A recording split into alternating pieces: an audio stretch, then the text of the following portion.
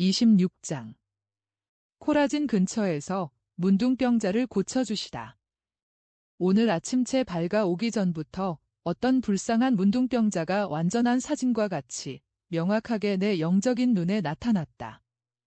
그 사람은 정말 인간 폐물이다. 몇 살이나 되었는지 말할 수가 없겠다. 그만큼 그 병으로 인하여 훼손되었다. 해골처럼 마르고 반벌거숭이로 바싹 마른 미이라 같은 육체를 보이고 있다. 손과 발은 뒤틀렸고 떨어져 나간 부분들이 있어서 그 볼품없는 손발이 이제는 사람의 것이 아닌 것 같아 보인다. 마디가 떨어져 나가고 뒤틀린 손은 어떤 날개 달린 괴물의 발 같고 바른 소의 굽과 같다. 그만큼 줄어들고 흉하게 되었다. 그리고 머리는 묻지 않고 두어서 태양과 바람으로 미이라처럼 된 시체의 머리가 이 머리와 같으리라고 생각한다.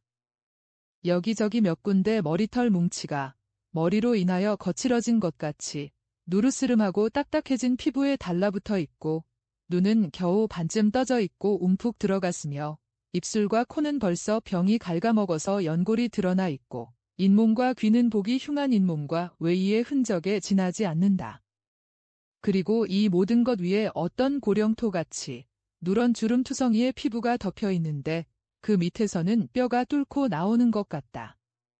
이 피부의 역할은 그 보잘것없는 뼈들을 온통 흉터투성이이고 썩은 냄새가 나는 헌대로 갈기갈기 찢어진 그의 가소로운 부대 속에 함께 모아두는 일일 것이다. 한마디로 폐인이다. 이 광경을 보니 꼭 지구를 돌아다니는 죽음의 유령이 생각난다.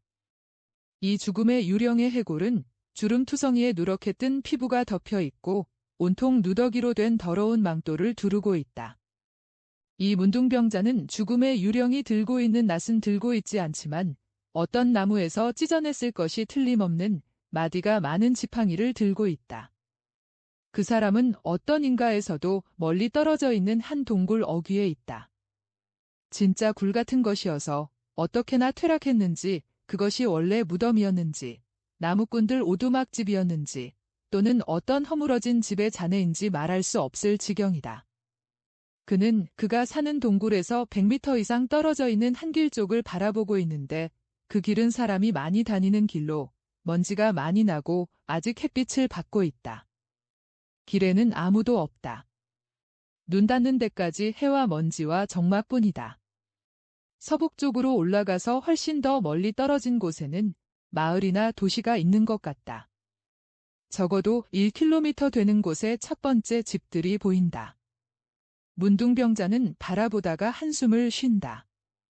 그리고는 이가 빠진 사발을 들고 작은 개천에 물을 뜬다. 그것을 마신다.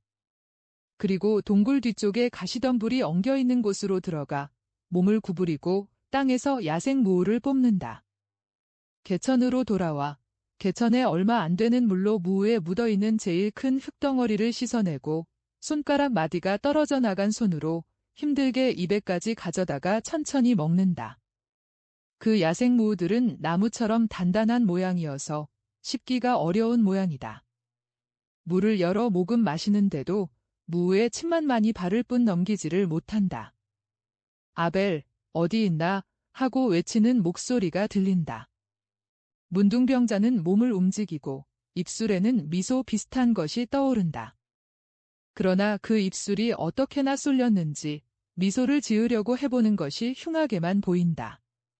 그는 찌르륵거리는 목소리로 대답하는데 그 목소리는 내가 정확한 이름을 모르는 어떤 새들의 울음소리 같다. 나 여기 있어.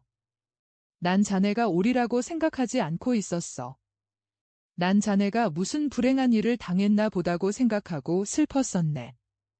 만일 자네마저 없어지면 불쌍한 아벨에겐 뭐가 있겠나? 이렇게 말하면서 그는 행길을 향하여 율법에서 허락하는 거리에까지 간다. 그가 행길 쪽으로 반쯤 간 곳에서 걸음을 멈추었기 때문에 그를 볼 수 있다. 행길에는 어떤 사람이 오는데 어떻게나 빨리 걷는지 꼭 뛰어오는 것 같다. 아니 그런데 자네 사무엘인가? 아이고. 만일 당신이 내가 기다리는 사람이 아니면 당신이 누구이든 간에 나를 해치지 마세요. 아벨, 날쌔. 원기왕성한 나란 말이야. 내가 얼마나 빨리 뛰어오나 보게. 내가 늦었다는 건 나도 알아. 그리고 자네 때문에 괴로웠어. 그렇지만 자네가 알게 되면, 아이고. 자넨 기뻐할 걸세. 그리고 여기 늘 가져오는 빵덩어리뿐 아니라 방금 구운 맛있는 큰 빵을 통째로 가져왔는데 이게 전부 자네 거야? 또 맛있는 생선과 치즈도 있어. 모두 자네 줄 거야.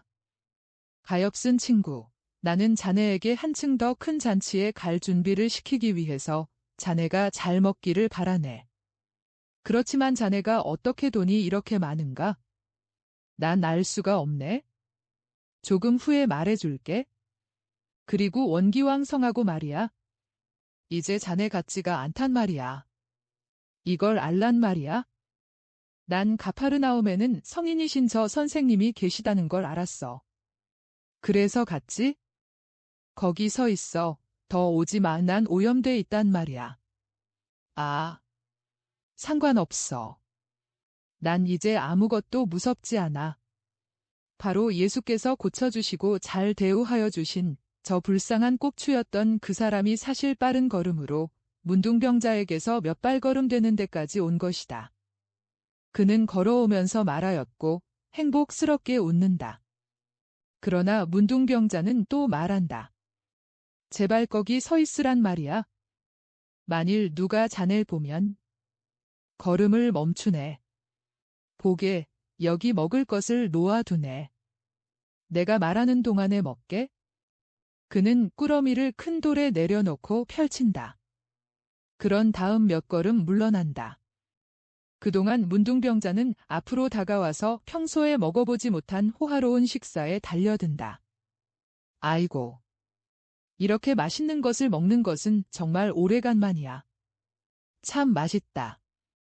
그리고 내가 이렇게 굶고서 자러 갔을 거라는 걸 생각해보게. 오늘은 동정을 베풀어주는 사람이 아무도 없고 자네마저 안 오니 무를 씹었었지? 불쌍한 아벨. 나도 그 생각은 했어. 그렇지만 나는 이렇게 말했어. 좋다. 지금은 그 사람이 침울하겠지만 그 다음에는 행복하게 될 거다 하고 말이야. 그래, 이 맛있는 음식 때문에 행복하지. 그렇지만 그 다음에는? 아니야, 자넨 영원히 행복할 거야. 문둥병자는 머리를 좌우로 흔든다. 아벨, 이걸 알게.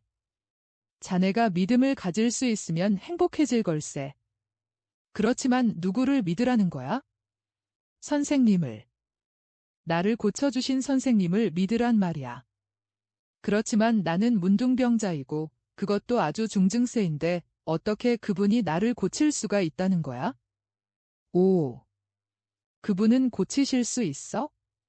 그분은 성인이야. 그래, 엘리세오도 문둥병자 나아만을 고쳐주었지. 그건 나도 알아. 그렇지만 나는 요르단강에 갈 수가 없단 말이야. 자네는 물을 쓸 필요 없이 고쳐질 거야? 이거 봐, 그 선생님은 메시아야. 알겠어. 메시아. 하느님의 아들이야. 그분은 믿음을 가진 사람은 모두 고쳐주셔. 그분이 내가 원한다. 하고 말씀하시면 마귀들이 도망치고 사지가 다시 제대로 되고 소경들이 다시 보게 된단 말이야. 아이고. 내가 믿음을 가진다면. 그렇지만 내가 어떻게 메시아를 볼 수 있나? 그거야. 나는 이 때문에 왔어. 선생님은 저기 저 마을에 계셔. 오늘 저녁 어디에 계신지 난 알고 있어. 자네가 가고 싶다면 난 혼자 이렇게 생각했어. 아벨에게 이 말을 해야지. 그래서 아벨이 믿음이 있다는 것을 자백하면 선생님께 데리고 오겠다. 사무엘, 자네 미쳤나? 만일 내가 집에 가까이 가면 돌에 맞아 죽을 텐데. 아니야, 집 있는 데까지는 안 가. 곧 밤이 될 터인데 자네를 저 작은 숲풀까지 데리고 갈 거야. 그리고는 선생님을 모시러 가서 자네한테 모셔올 거야. 가게, 즉시 가라고. 내 힘으로 그 지점까지 가겠네. 나는 울타리 뒤쪽에 있는 도랑으로 해서 가겠네. 그렇지만 자네는 가보라고. 아이고, 이 사람아, 모시러 가란 말이야. 이 병을 가지고 있다는 것이 어떤 것인지 자넨 모를 거야. 그리고 나을 수 있다는 희망을 가지는 것이 어떤 것인지. 문둥병자는 이제 음식을 거들떠보지도 않는다. 그는 친구에게 애원하면서 울고 손짓을 한다. 나는 갈 테니까 자네도 오게. 이전 꼭주는 다른 박질로 떠나간다. 아벨은 길을 따라 나 있는 도랑, 말라붙은 바닥에 덤불이 가득 차 있는 도랑으로 가까스로 내려간다. 한가운데에 겨우 가느다란 물줄기가 있다. 이 불쌍한 사람이 한 길에 지나가는 사람의 망을 늘 보면서 덤불 속으로 기어 들어가는 동안 어두워지기 시작한다. 두 번을 납작 엎드린다. 첫 번째는 말을 타고 속보로 지나가는 사람이고 두 번째는 꼴을 지고 마을 쪽으로 가는 남자 세 사람이었다. 그런 다음 그는 다시 계속해 간다. 그러나 그보다 먼저 예수께서 사무엘과 같이 작은 수풀에 도착하신다. 그 사람이 곧 여기 올 것입니다. 그 사람은 헌데 때문에 천천히 다닙니다. 조금만 참으십시오. 나는 급하지 않소. 고쳐주시겠습니까? 그 사람이 믿음이 있소? 아이고. 그 사람 배가 고파 죽을 지경이었습니다. 그러다가 몇 해 동안 궁핍한 생활을 한 끝에 그 음식을 보았는데 몇 입 먹고서는 여기 오려고 다 버렸습니다. 그 사람을 어떻게 알았소? 이렇습니다. 저는 불행하게 된 뒤로는 동량으로 살아왔습니다. 그래서 여기저기 다니느라고 길을 이리저리 헤매고 다녔습니다. 여기는 일주일에 한 번씩 지나다녔는데 그러다가 저 불쌍한 사람과 관계를 맺게 되었습니다. 그 사람이 하루는 하도 배가 고파서 늑대라도 도망치게 할 정도로 억수같이 퍼붓는 소나기를 맞으면서 무엇 좀 없을까 하고 마을로 가는 길까지 나왔었습니다. 그 사람은 개처럼 쓰레기를 뒤지고 있었습니다. 저는 동정하는 분들이 준 마른 빵을 배낭에 가지고 있었기에 그 사람에게 나누어 주었습니다. 그때부터 저희들은 친구가 되었고 저는 매주 다시 와서 그 사람의 식량을 대주곤 합니다. 제가 있는 대로요. 많으면 많이 주고 얼마 안 되면 조금밖에 못 주지요. 그 사람이 제 형제인 것처럼 제가 할 수 있는 일은 합니다. 선생님이 고맙게도 저를 고쳐주신 그날 저녁부터 저는 그 사람을 생각하고 또 선생님을 생각합니다. 사무엘, 당신은 착한 사람이요. 그렇기 때문에 은총이 당신을 찾아온 것이요. 사랑하는 사람은 하느님에게서 모든 것을 받을 자격이 있소. 그런데 덤불 속에 무엇인가 있는데. 아벨, 자넨가? 그래, 나야. 이리 오게. 선생님이 여기 호두나무 밑에서 자네를 기다리고 계시네. 문둥병자는 도랑에서 나와 둑 위의 길로 올라온다. 그리고 그 길을 건너서 풀밭으로 걸어온다. 예수께서는 매우 높은 호두나무에 기대 서서 그를 기다리신다. 선생님, 메시아, 거룩하신 분, 저를 불쌍히 여겨주십시오 하고 말하면서 그는 예수의 발 앞에 풀에 주저앉는다. 얼굴을 땅에 대고서 또 이렇게 말한다. 오, 주님이 원하신다면 저를 깨끗하게 하실 수 있습니다. 그런 다음 그는 용기를 내서 무릎을 꿇고 뒤틀린 손이 달린 앙상한 팔을 내밀고 뼈가 앙상한 추한 얼굴을 내민다. 나병균이 갉아먹은 병든 눈구멍에서 눈물이 떨어진다. 예수께서는 그를 지극한 연민의 정으로 내려다 보신다. 예수께서는 무서운 병이 모조리 먹어치우고 있는 빼빼 마른 사람을 내려다 보시는데 그 사람이 어떻게나 혐오감을 일으키고 고약한 냄새가 나는지 참된 애덕이 있어야 그 옆에 있을 수 있을 지경이다. 그런데 예수께서는 이 불쌍한 사람을 쓰다듬으시려는 듯이 손을 당신의 아름답고 건강한 흰 손을 내미신다. 이 사람은 일어나지 않고 무릎을 꿇은 채 몸을 뒤로 젖히며 외친다. 저를 만지지 마십시오. 저를 불쌍히 여겨주십시오. 그러나 예수께서는 한 걸음 앞으로 나아가신다. 그리고 장엄하게 다정스러운 친절을 나타내시며 나병균에 휩쓸린 머리에 손가락을 얹으시고 목청을 돋구시어 오직 사랑뿐이면서도 명령적인 목소리로 말씀하신다. 내가 원하니 깨끗하여져라. 손은 몇 분 동안 그 가엾은 머리에 얹힌 채로 있다. 일어나시오. 그리고 사제를 가서 만나시오. 그리고 율법이 명하는 것을 하시오. 내가 당신에게 어떻게 해주었는지를 말하지 말고 다만 착하게 살고 결코 죄를 짓지 마시오. 그대에게 축복하오. 오, 주님. 아벨. 아니, 자네 완전히 나았구먼. 친구의 변모를 보는 사무엘은 기뻐서 외친다. 그렇소. 이 사람은 성하게 되었소. 그의 믿음이 이 은혜를 그에게 가져다 주었소. 잘 가시오. 평화가 그대와 함께 있기를. 선생님. 선생님. 저는 선생님을 떠나지 않겠습니다.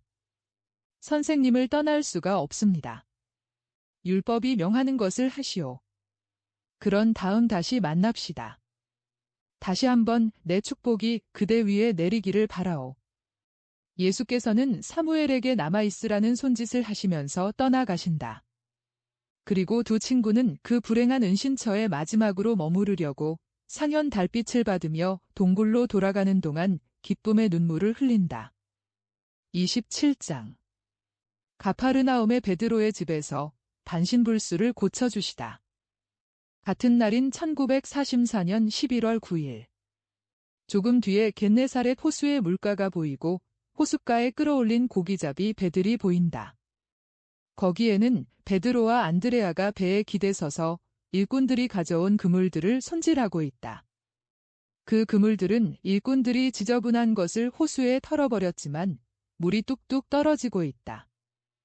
10m쯤 떨어진 곳에서는 요한과 야고보가 그들의 배에 몸을 구부리고 사환 한 사람과 50세 내지 55세 가량 된 남자의 도움을 받으며 모든 것을 정리하고 있는데 사환 아이가 주인님이라고 부르고 또 야고보와 모습이 아주 비슷한 것을 보면 아마 제베데오인 것 같다. 베드로와 안드레아는 어깨를 배에 대고 아무 말도 없이 그물코를 매만지고 부표들을 제자리에 고쳐 다는 일을 하고 있다. 그저 이따금씩만 그들의 일에 대하여 몇 마디 말을 주고받는데 내가 알기로는 일이 신통치 않았던 것 같다. 베드로는 돈주머니가 비었다거나 쓸데없이 필요했다고 불평하지는 않지만 이렇게 말한다. 이거 기분 나쁘단 말이다. 저 불쌍한 사람들을 어떻게 먹이느냐 말이야. 현금은 있다고 해야 가뭄에 콩나기지. 그리고 요 나흘 동안에 받은 이 10데나리온과 7드라크마는 건드리지 않겠다. 이 돈을 누구에게 주어야 할지는 선생님만이 알아서 하실 거니까. 그런데 선생님은 안식일 전에는 안 돌아오시거든. 고기라도 잡혔으면 잔챙이를 끓여서 저 불쌍한 사람들에게 줄 수 있었을 텐데. 그리고 집에서 누가 투덜거렸더라도 그건 상관하지 않았을 거다. 성한 사람들은 급식을 받으러 갈 수 있지만 병자들은 어떻게 하느냐 말이야. 저 반신불수 말이야. 그리고 저 사람들은 반신불수를 데리고 오느라고 길을 많이 걸었거든 오하고 안드레아가 말한다. 이거 봐 안드레아야. 내 생각에는 말이다. 선생님과 떨어져 있을 수는 있지만 선생님이 왜 우리를 항상 데리고 다니지 않으시는지 모르겠다. 적어도 내가 도와줄 수 없는 저 불쌍한 사람들은 보지 않게 될 거고 또 본다 하더라도 선생님이 여기 계시다고 말할 수 있을 거란 말이다. 나 여기 있다. 예수께서는 부드러운 모래 위로 조용히 걸어서 가까이 오셨다. 베드로와 안드레아는 깜짝 놀라서 외친다. 아이고. 선생님. 그리고는 부른다. 야고보, 요한. 선생님이 오셨네.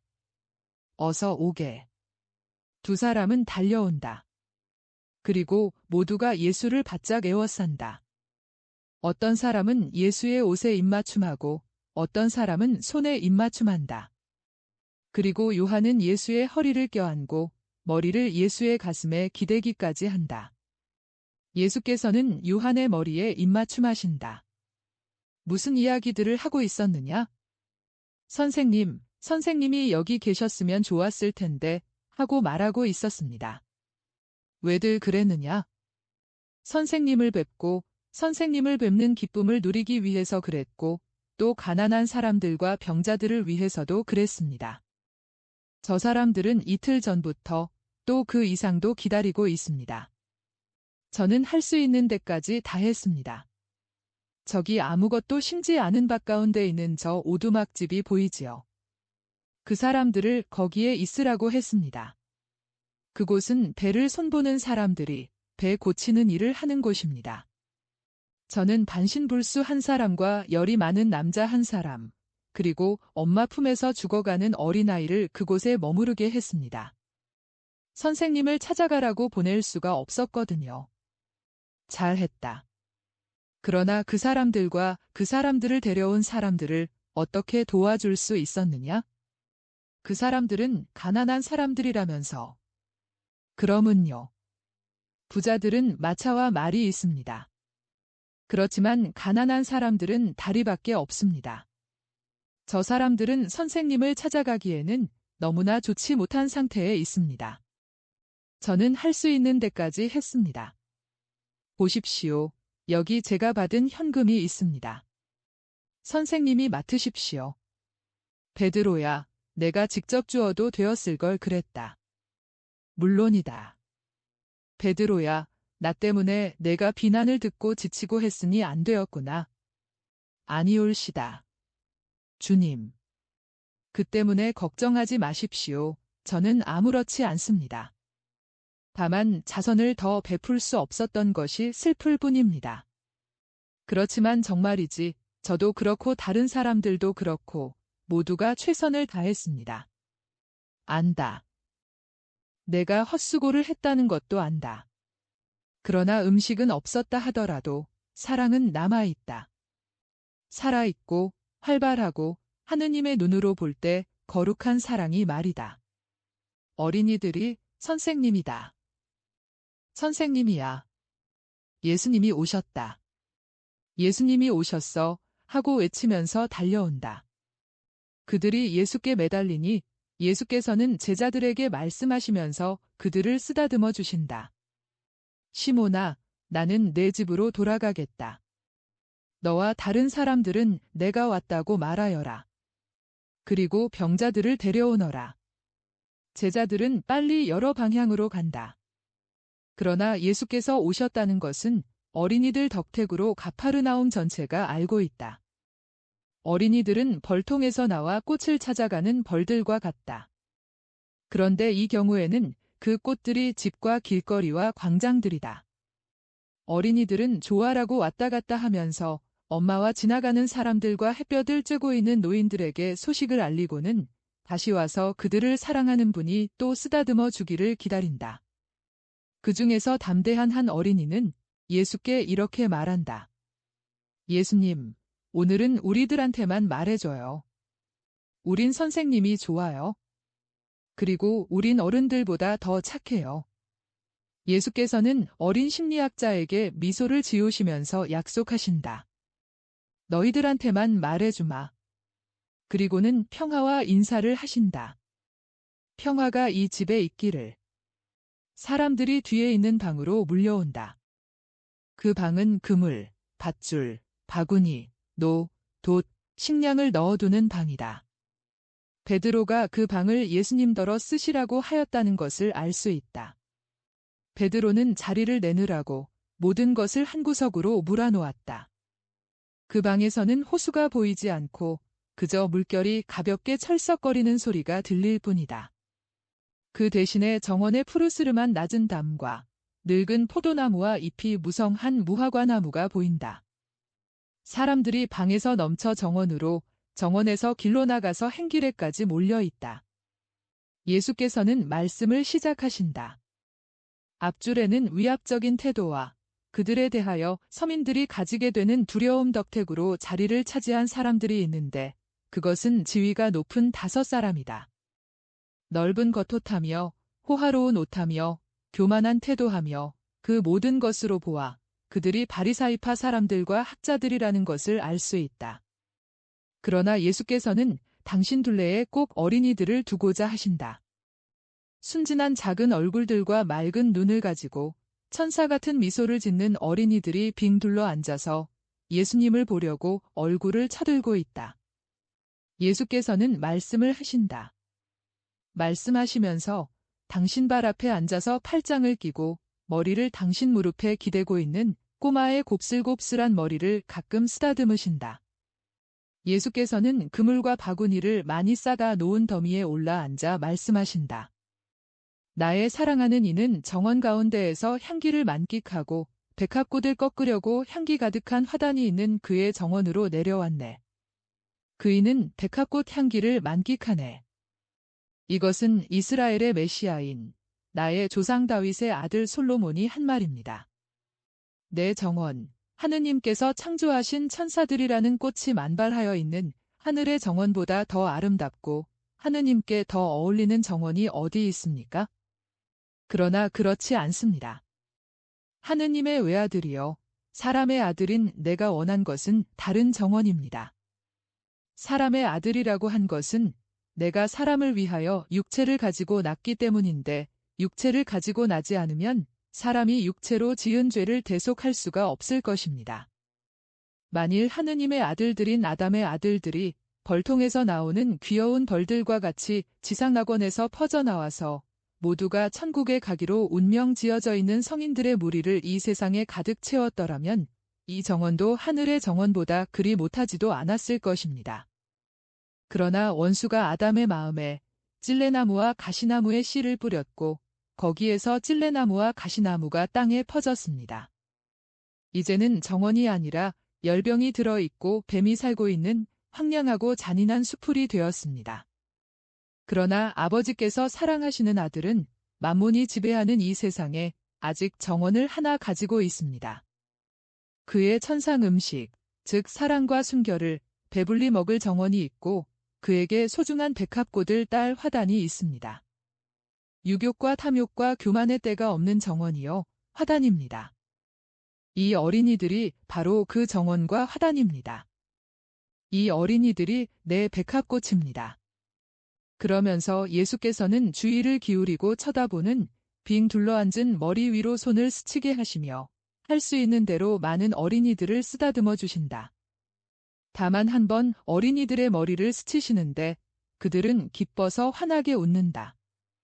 솔로몬은 그의 영화 속에서도 골짜기에 향기를 풍기는 백합꽃보다 더 아름다운 옷을 입지 못하였고 진주 빛깔 같은 꽃받침을 가진 백합꽃의 아름다움보다 더 그윽하면서도 호화롭게 꾸며진 아름다운 왕관을 쓰지 못하였습니다. 그렇지만은 내 마음에는 이 어린아이들 중에 어느 어린이보다도 더 값어치가 있는 백합꽃은 없습니다. 다만 백합꽃만 가꾸어 놓은 부자들의 화단이나 정원이라도 깨끗하고 순진하고 솔직하고 소박한 이 어린이들 중이 어느 하나만한 값어치가 있는 것은 없습니다. 이스라엘의 남녀 여러분, 재산이나 지위가 훌륭하거나 보잘것 없거나 한 여러분, 잘 들으시오. 나를 알고 사랑하려고 여기 와 있는 여러분은 내 사람이 되는 첫째 조건이 무엇인지 알아야 합니다. 나는 여러분에게 어려운 말을 하지 않겠습니다. 또 한층 더 어려운 본보기도 주지 않겠습니다. 나는 여러분에게 이 어린이들을 본보기로 삼으시오 하고 말하겠습니다. 여러분 중에 아직 자라지 않고 아주 어린 아들이나 조카나 동생이 집에 없는 사람이 있습니까? 맑은 새벽과 같이 깨끗한 영혼을 가진 이 순진한 어린이들 중에 하나가 부부와 친척과 친구들 사이에 휴식이 되고 위안이 되고 유대가 되지 않습니까? 이들의 얼굴이 불화를 사라지게 하고 희망이 솟아나게 하며 이들이 쓰다듬는 것으로 인하여 눈물이 마르고 생명력이 솟아나게 되지 않습니까? 그런데 왜 이들에게 그와 같은 힘이 있는 것입니까? 약하고 무력하고 아직 아무것도 모르는 이들에게 말입니다. 그것은 이들이 하느님을 모시고 있고 하느님의 힘과 지혜를 가지고 있기 때문입니다. 사랑하고 믿을 줄 안다는 참 지혜를 가지고 있는 것입니다. 이 어린이들은 믿고 원할 줄을 압니다. 이들은 이 사랑과 이 믿음을 가지고 살 줄을 압니다. 이 어린이들과 같이 소박하고 깨끗하고 사랑하고 솔직하고 믿는 사람이 되시오. 이 어린이들 가운데 가장 보잘것없는 어린이보다 더 훌륭한 현자는 이스라엘에 없습니다. 이들의 영혼은 하느님의 것이고 하느님의 나라는 이들의 것입니다. 아버지의 축복을 받고 아버지의 아들의 사랑을 받는 내 정원의 꽃들, 내 평화가 너희들 위에 있고 내 사랑을 위하여 너희들을 본받을 사람 위에 있기를 바란다. 예수께서는 말씀을 마치셨다. 선생님, 하고 군중 가운데에서 베드로가 소리친다. 여기 병자들이 있습니다. 두 사람은 선생님이 나오시는 것을 기다릴 수 있습니다. 그러나 이 사람은 사람들 때문에 꼼짝 못합니다. 그리고 서 있지도 못합니다. 그런데 저희들은 뚫고 지나갈 수가 없습니다. 이 사람을 돌려보내야 하겠습니까? 아니다. 지붕으로 해서 내려보내라. 좋습니다. 곧 그렇게 하겠습니다. 정말로 집의 일부를 이루지는 않아서 시멘트로 된 옥상이 없고 섭다발로 된 지붕에 일종의 슬레이트 같은 것을 얹은 방의 지붕 위에 사람 다니는 소리가 들린다. 그 슬레이트가 어떤 돌인지는 모르겠다. 그 지붕에 구멍을 뚫고 밧줄로 병상을 내려보내는데 거기에는 불구자가 한 사람 있다. 병상이 바로 예수님 앞에 내려졌다. 사람들은 더 잘 보려고 한층 더 밀려든다. 너도 그렇고 나를 데려온 사람들도 그렇고 모두 대단한 믿음을 가졌었구나. 아이고. 주님. 어떻게 주님을 믿지 않겠습니까? 좋다. 그러면 내가 말하겠다마는 아들아 내 죄가 모두 용서를 받았다. 그 남자는 나이 어린 젊은이였기에 예수께서 아들아라고 부르셨다. 그 남자는 울면서 예수님을 쳐다본다. 그 사람은 육체의 병이 낫기를 바랐기 때문에 약간 불만족스러운지도 모르겠다. 바리사이파 사람들과 학자들은 서로 수군거린다. 그들은 경멸하는 태도로 코와 이마와 입을 찌푸린다. 왜 여러분은 입술보다는 마음속으로 한층 더 그렇게 불평을 하십니까? 여러분 생각에는 반신불수 환자에게 내 죄가 용서를 받았다고 말하는 것이나 일어나 내 병상을 가지고 걸어가라고 말하는 것 중에서 어느 것이 더 쉽습니까? 여러분은 하느님만이 죄를 사해 주실 수 있다고 생각하시지요. 그러나 여러분은 이보다 더 위대한 것이 무엇이냐 하는 데에는 대답을 못하실 것입니다. 그것은 이 사람이 육체의 기능을 잃고 나서 재산을 모두 써버렸지만 아무도 그의 병을 고쳐주지 못했기 때문입니다. 그런 능력을 가지신 분은 하느님밖에 없습니다. 그런데 내가 무엇이든지 할 수 있다는 것을 여러분이 알도록 사람의 아들이 육체와 영혼, 그리고 땅과 하늘에 대하여 권한을 가지고 있다는 것을 여러분이 알도록 이 사람에게 이렇게 말하겠습니다. 일어나 내 병상을 들고 걸어가라. 집으로 가서 거룩하게 살아라. 그 남자는 몸을 흔들고 한 번 부르짖더니 벌떡 일어나 예수의 발 앞에 쓰러지면서 발에 입맞춤을 하고 쓰다듬으며 한꺼번에 울기도 하고 웃기도 한다. 그리고 그와 함께 그의 부모와 군중도 울고 웃고 한다. 그런 다음 군중은 그 사람이 의기양양하게 지나갈 수 있도록 옆으로 비켜섰다가 그의 뒤를 따라가며 축하한다. 군중은 환영하지만 교만한 5사람은 그렇지 않다. 그들은 거만하게 말뚝처럼 뻣뻣한 몸으로 자리를 뜬다. 이렇게 해서 아직 젖먹이인데 꼭 해골같이 바짝 마른 어린아이를 아는 어머니가 들어올 수 있게 되었다. 어머니는 어린아이를 예수께 내밀면서 그저 이렇게만 말한다. 예수님, 선생님은 이 어린아이들을 사랑하신다고 말씀하셨지요. 선생님의 사랑과 선생님의 어머니의 사랑의 이름으로. 그러면서 그 여자는 운다. 예수께서는 정말 다 죽어가는 아기를 받아서 가슴에 갖다 대신다.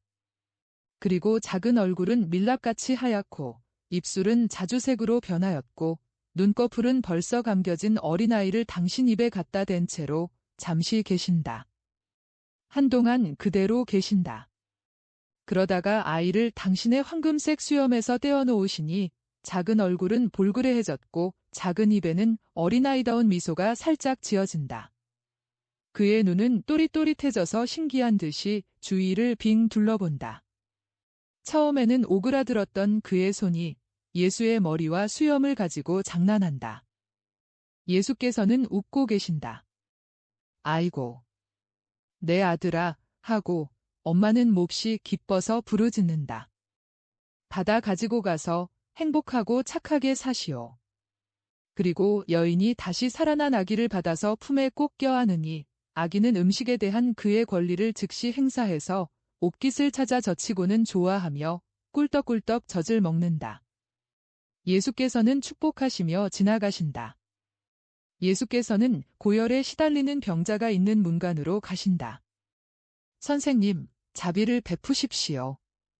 당신도 착하게 살고 다시 찾은 힘을 정의를 위해 쓰시오.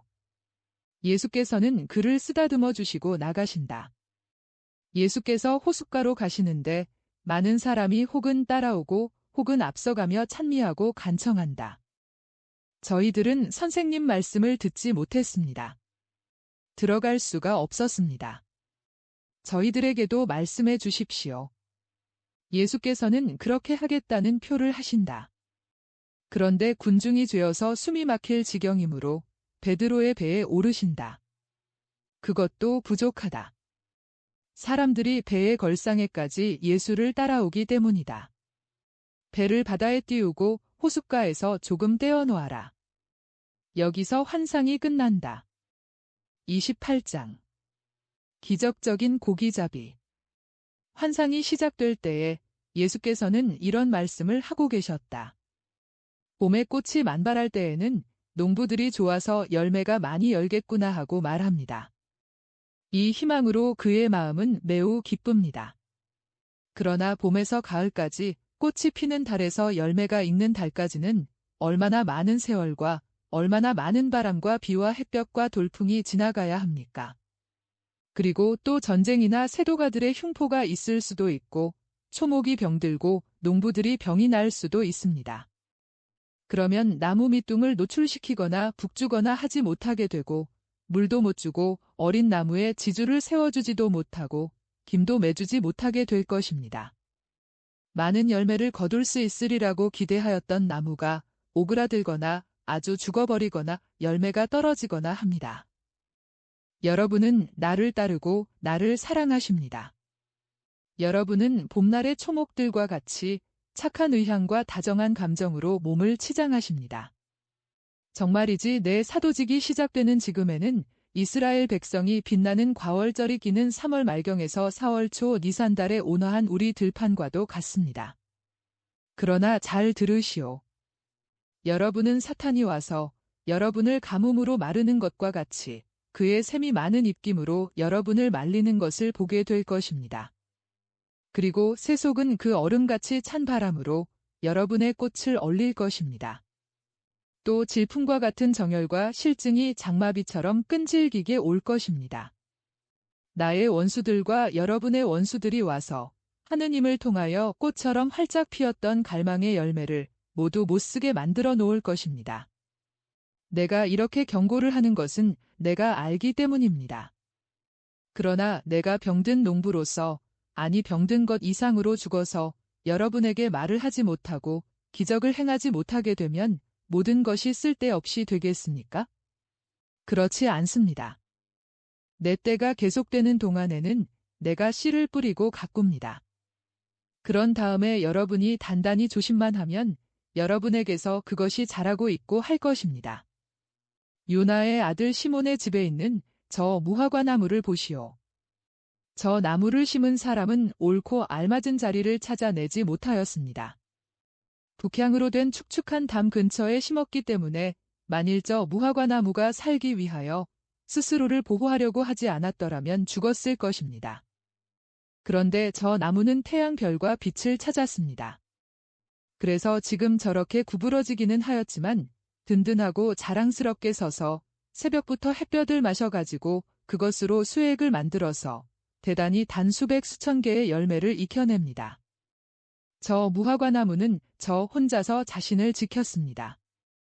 저 나무는 이렇게 말하였습니다. 조물주께서 사람들에게 기쁨과 양식을 주라고 나를 있게 하셨다. 나는 그분의 뜻에 내 뜻을 합치겠다 하고 말입니다. 무화과 나무가 말도 못하고 영혼도 없는 나무가 말입니다. 그런데 하느님의 아들이여, 사람의 아들들인 여러분이 저 나무보다 못하겠습니까? 영원한 생명의 열매를 맺어서 익히도록 단단히 조심하시오. 나는 여러분을 가꾸고 마지막에는 그보다 더 강력한 것이 없을 그런 액을 여러분에게 주겠습니다. 제발 내 노력과 내 희생이 쓸데없이 되고 여러분의 영혼이 폐허같이 된 것을 보고 사탄이 비웃게 하지 마시오. 빛을 찾고 태양을 찾고 힘을 찾고 생명을 찾으시오. 나는 사랑하는 사람의 생명이요, 힘이요, 태양이요, 빛입니다. 나는 내가 떠나온 곳으로 여러분을 데려가려고 여기 왔습니다. 나는 여러분 모두를 불러서 영원한 생명을 주는 십계명 율법을 보여주려고 여기 왔습니다. 나는 하느님과 이웃을 사랑하여라 하는 이 사랑의 명령을 여러분에게 줍니다. 이것이 다른 어떤 선행이든지 행하는데 필요한 첫째 조건입니다. 십계명 중에서 가장 거룩한 계명입니다. 사랑하시오. 하느님을 통하여 사랑하고 하느님을 사랑하고 하느님을 주님으로 모시는 사람들은 이 세상에서도 하늘나라에서도 평화를 누릴 것이며 이 평화는 그들에게 장막과 영예가 될 것입니다. 사람들은 예수의 축복을 받고 마지못해 떠나간다. 병자도 없고 거지도 없다. 예수께서 시몬에게 말씀하신다. 다른 두 사람을 불러라.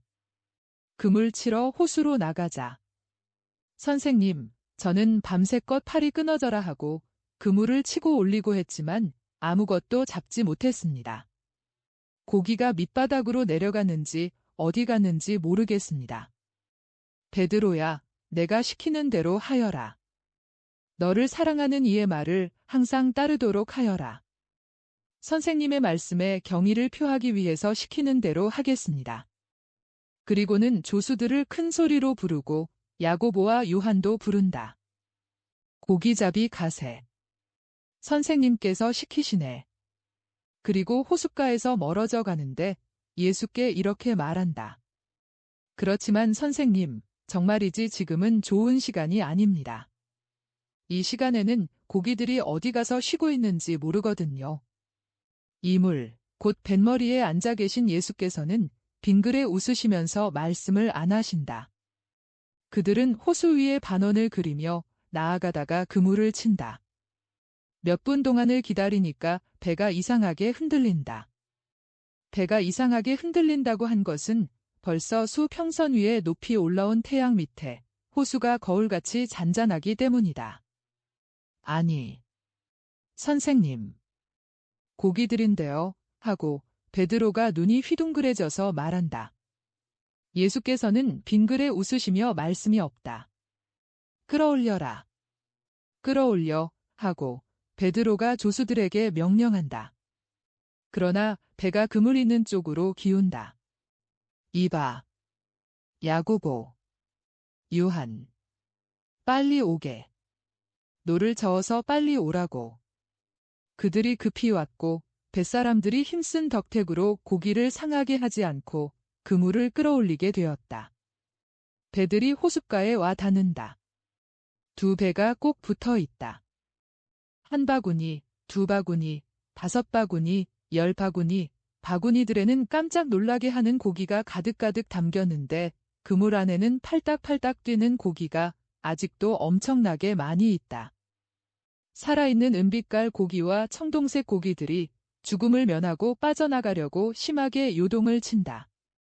그래서 이제는 해결 방법이 한 가지밖에 남지 않았다. 그물 안에 남아있는 고기를 배 밑바닥에 쏟아 놓는 것이다. 결국 그렇게 하니 죽어가는 생명들이 몸을 바들바들 떤다.